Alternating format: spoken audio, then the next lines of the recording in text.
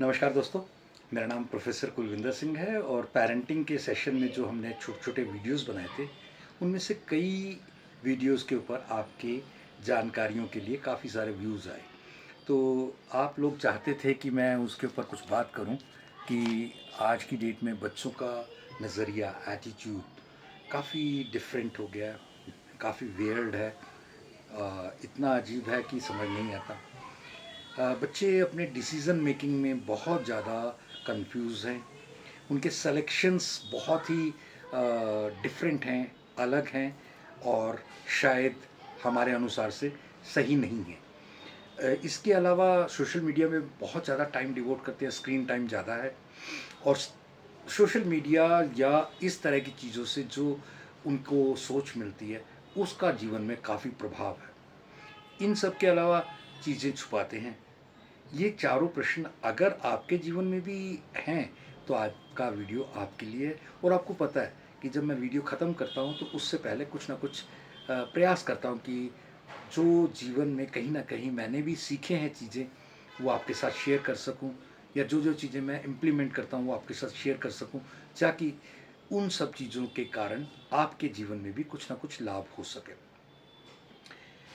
नज़रिया, देखिए, एक तो ये बात आपको मान के चलनी चाहिए कि आपका बच्चा अगर आपकी किसी बात को इग्नोर करता है और बात के साथ वो आपको इग्नोर करता है तो समझ लीजिए कहीं ना कहीं आपकी बात और उसकी बात में कहीं ना कहीं कोई गैप है।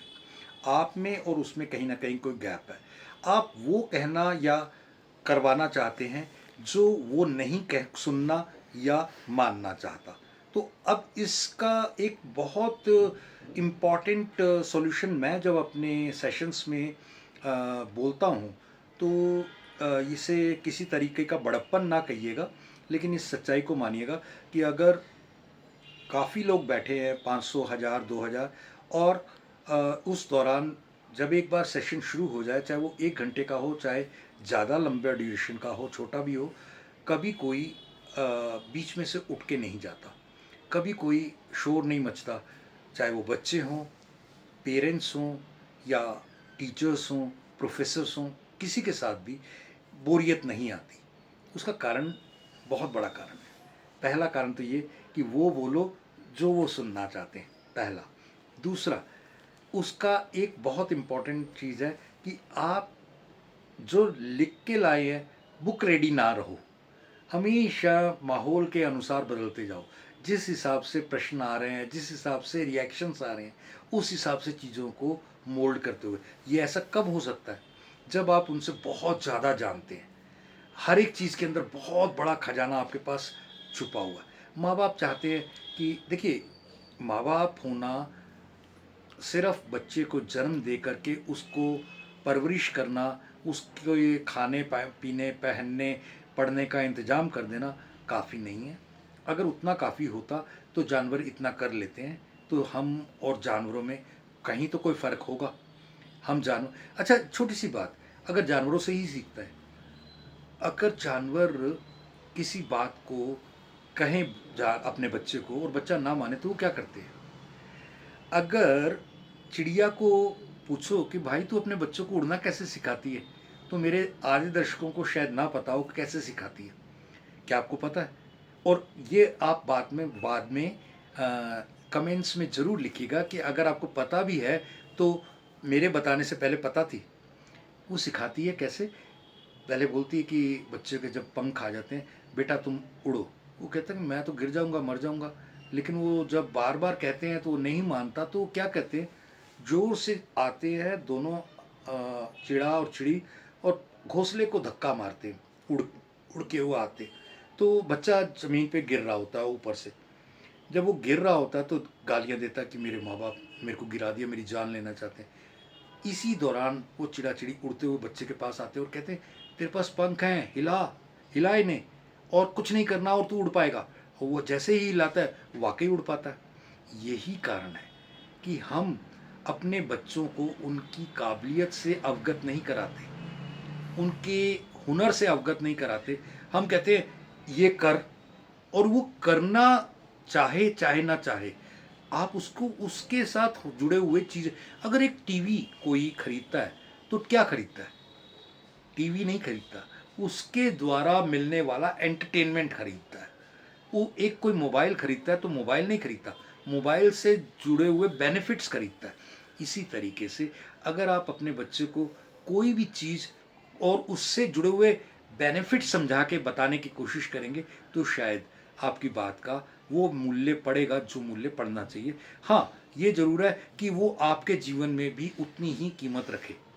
आप खुद तो मोबाइल में चिपटे हुए हैं, तो बच्चे को कहें मत चिपट, मत देख, मत कर, तो बात अलग है। मैं खुद गुस्सा करता हूँ और बच्चों को गुस्सा ना करें, नहीं हो पाएगा। अगर मैं खुद तो कहूँ कि चीज़ें मत छुपाऊँ, मैं बहुत सारी चीज़ें छुपाता हूँ, तो फिर नहीं हो पाएगा। तो खुद भी वही करना पड़ेगा जो आप उम्मीद करते हैं, पहली बात। दूसरी बात, बुक रेडी नहीं करके उन्हें यूट्यूब से वो ज्ञान मिल जाता है, शॉर्ट्स से वो ज्ञान मिल जाता है, दोस्तों से वो ज्ञान मिल जाता है जो आपके पास नहीं है। आपने कभी उन्हें मोबाइल से रिलेटेड कोई चीज़ें सिखाई हैं? शायद नहीं, लेकिन उन्हें सब आती हैं। सोचे कहाँ से? असल में कहीं ना कहीं आप जिन चीज़ों से अपने आप को महसूस करते हैं कि नहीं मैं नहीं कर पाऊँगा, वो कहते हैं कि करके तो देखें। वो करके देखने में कोई नुकसान है भी नहीं। आप भी अगर करके देखेंगे तो शायद उनसे ज़्यादा अच्छा कर पाएंगे।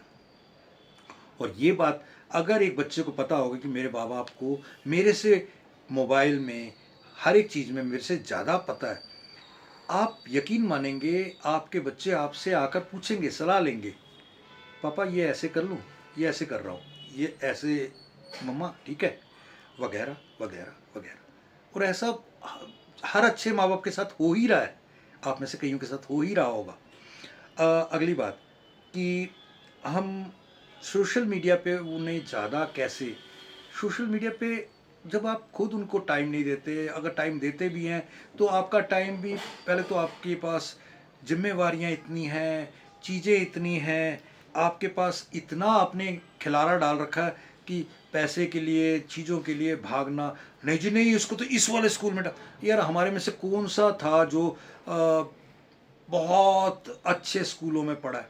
नॉर्मल स्कूलों में पढ़े। इतनी ऊंचाइयों तक हम पहुंच गए सारे, कैसे पहुंचे? अचानक पहुंचे? अपने आप पहुंचे? किस्मत से पहुंचे?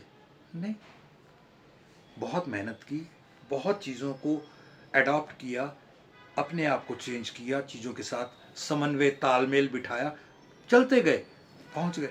हमने जो ठोकरें खाई वो हमारे बच्चे ना खाए, इसलिए हम इंतजाम करते हैं इस स्कूल में पढ़ें, इस जगह जाए, ये वाली एक्टिविटी सीखें, वगैरह वगैरह वगैरह। मगर बच्चों को किताबी बनाने के लिए हम वो काम करते हैं जो काम उन, एक आदमी ने किसी सेशन के बाद मुझे पूछा, सर एक बात बताओ, मैंने अपने बच्चे को अलग रूम लेके दिया है, उसमें बेहद शानदार एसी लगाया है, बहुत शानदार उसकी डेकोरेशन की है, एलसीडी लगा हुआ है, सारे कनेक्शन इंटरनेट वगैरह, हर पढ़ाई का काम वो वहाँ कर सकता है, लाइब्रेरी टाइप छोटा सा एक बना के कैबिन दिया है, सोफ़ा दिया है, बेड दिया है, उसका रूम अपने आप में एक शानदार चीज़ है। आप उसके रूम में चले जाओ तो आपको बाहर आने का मन ना करे। तो मगर वो फिर भी पढ़ता नहीं है। इतना के बावजूद मैंने उसको प्राइवेसी दी है।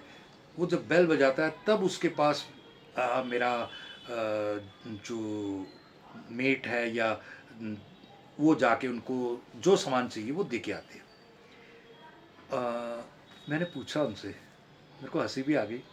मैंने कहा आपने उसमें कुर्सी की बजाय सोफ़ा दिया, आपने टेबल की बजाय बेड दिया, आपने अ, दिक्कतों की बजाय सुविधाएं दी, एसी दिया। अगर पढ़ाई करने के लिए जिस जिस तरफ आपने किताबें दी तो साथ में एलसीडी भी लगा के दिया, एलईडी भी लगा के दिया, वगैरह वगैरह। आपने कोई एक चीज़ दी जिससे आराम नहीं, मेहनत हो, किसी तरह की कोशिश हो, जुनून हो, नहीं। आपने जो दिया उसी का तो वो रिजल्ट आ रहा है। तो हमें ये भी सेलेक्ट करना है कि क्या चीज़ किसके लिए कितनी उपयोगी है, उसके अकॉर्डिंगली इंतजामात करने हैं। अब बच्चे दो कदम भी चलते नहीं हैं, उनको आपने अगर भेज दिया सब्जी लाने के लिए तो उनको स्कूटी चाहिए। आपकी पहले तो बात ही नहीं मानेंगे, अगर बात मानेंगे तो उनको उसके लिए एक वाहन चाहिए। आज 10 साल 12 साल 14 साल के बच्चे आम स्कूटी चलाते हुए मिल जाते हैं।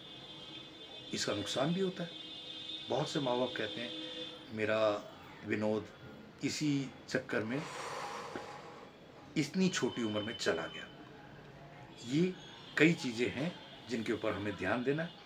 हमारे डिसीजंस, हमें डिसीजंस कैसे लेने आए, कैसे किया, क्या किया, ये सब चीज़ें हमने अपने एक एक स्टेप में सीखी। हमारे माँ बाप कहते थे, हम उनमें से बहुत सारी चीज़ें करते थे, बहुत सारी चीज़ें नहीं करते थे, लेकिन एक सिस्टम रखा था, बैलेंस रखा था। हमें भी वो बैलेंस बच्चों के साथ रखना पड़ेगा। ऐसा नहीं है कि पिछली पीढ़ी से भी हम दबे, अगली पीढ़ी से भी हम दबे, ऐसा कभी नहीं है। ये कहने की बात है। असल में पिछली पीढ़ी को मान सम्मान हमने दिया, हमारी एक ये कह लो कि संस्कार थे। अगली पीढ़ी का मान सम्मान कर रहे हैं, तो ये हमारे संस्कार हैं। तो इन चीज़ों को देखते हुए आगे बढ़िए। और चीज़ें वो छुपाते हैं, छुपाते इसलिए हैं कि वो आपसे जब कहते तो आप डांटते। आप इन चीज़ों से थोड़ा सा ऊपर उठें, डांटने की बजाय बैठिए, सॉल्यूशन निकालिए। प्रॉब्लम है तो प्रॉब्लम को समझिए, प्रॉब्लम के अंदर क्या है दूर तक पहुँचें, फिर उसके बाद आंसर आएंगे। यही सबसे इम्पॉर्टेंट चीज़ है। इसी को हम इग्नोर करते हैं। और कहीं ना कहीं देखिए, अगर कहीं ना कहीं हम एक बार ना मैंने बड़ी अच्छी कहानी सुनी थी। मुश्किल समय में भगवान तूने मेरा साथ छोड़ दिया, ये बड़ी गलत बात है। भगवान को एक बंदा शिकायत कर रहा था, तो उसने बोला कैसे पता लगा? कहते ये देखो, आपने मेरे को एक चित्र दिया जिसमें पैरों के निशान है, और वो पैरों के निशान जब जब मैं खुश वाले माहौल में था तो उसमें दो पैरों के निशान हैं, मेरे और आपके, इकट्ठे चल रहे हैं। लेकिन जब दुख वाला टाइम आया तो अकेले एक पैरों के निशान है, वो मेरे। उस समय आप भी साथ छोड़ गए। माँ बाप की तो ऐसे ताने बच्चे रोज़ देते ही होंगे। हम जो भगवान को ऐसे ताने दे रहे हैं, तो भगवान ने बोला अरे यार क्या, तू भी कैसी बातें करता है। एक्चुअली तू देख तो सही, ध्यान से तू देख, वो जहाँ पर सिंगल पैर के निशान है वो मेरे हैं। मैंने तेरे को उठा लिया था कि तू इस दुख के टाइम पे नहीं संभल के चल पाएगा। तो हम अपने बच्चों को ये एहसास करा पाएँ कि हम उनके लिए किस लेवल तक जा सकते हैं, जाते हैं, तो उन्हें इस चीज़ का एहसास होगा कि हमारे से चीज़ें छुपाए नहीं, बताएं। क्योंकि अगर वो हमारे से छुपा रहे हैं तो इसका मतलब हम उन्हें बात बात पे डांट रहे हैं।